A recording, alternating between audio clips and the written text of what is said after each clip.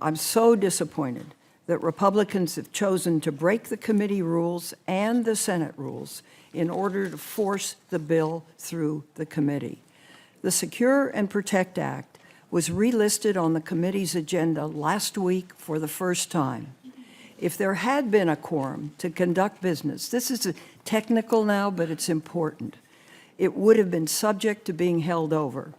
However, there were insufficient senators present to conduct business.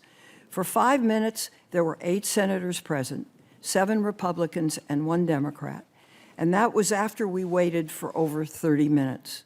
The quorum requirement contained in the Judiciary Committee rules stated that, and I quote, 9 members of the committee, including at least 2 members of the minority, shall constitute a quorum for the purpose of transacting business.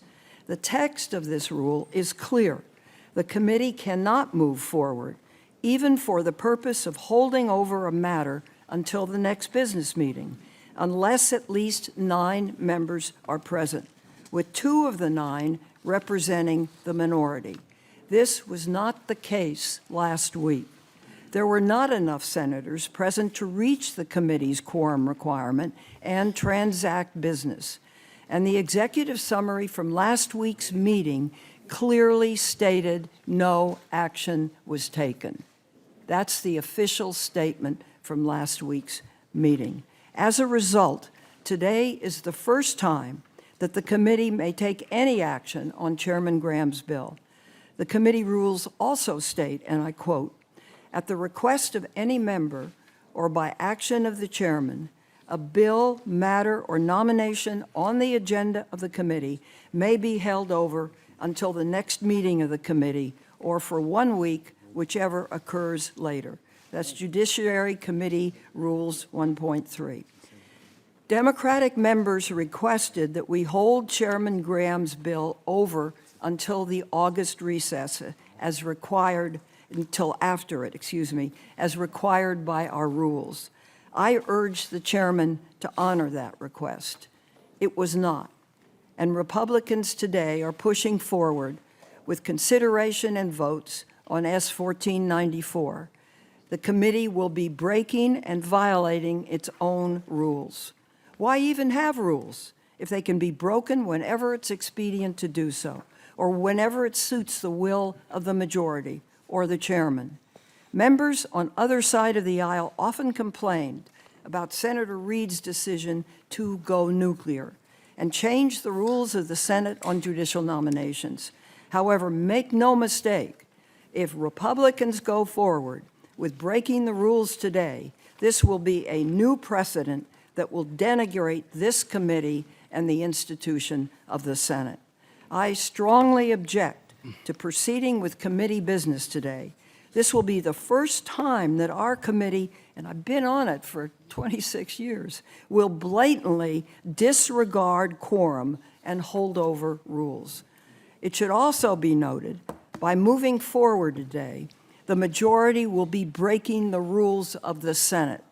Senate Rule 26.2 states, and I quote, "Each committee shall adopt rules not inconsistent with the rules of the Senate, governing the procedure of such committee.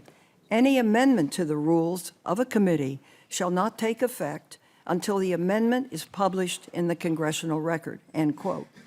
Our committee rules do not have a mechanism for modifying or suspending the rules after they have been adopted and published at the beginning of the Congress, nor is there a provision for waiving either Rule 1.3, which grants each member the right to hold a matter over, or Rule 3.1, which establishes our quorum requirements. Again, in my 26 years, I cannot remember a time when the chairman and ranking member did not come together to develop bipartisan rules for the committee that were adopted by unanimous consent.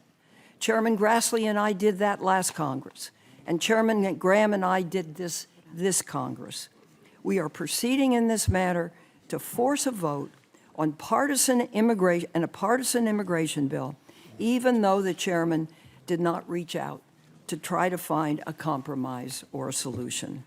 In addition, As far as I know, there's been no attempt to publish this partisan change to judiciary rules in the congressional record. Mr. Chairman, we live in a democracy, and our government is only as strong as those in it. Our rules aren't enforced by police action. No one can be arrested for breaking the Senate rules. The rules are based on comity and respect.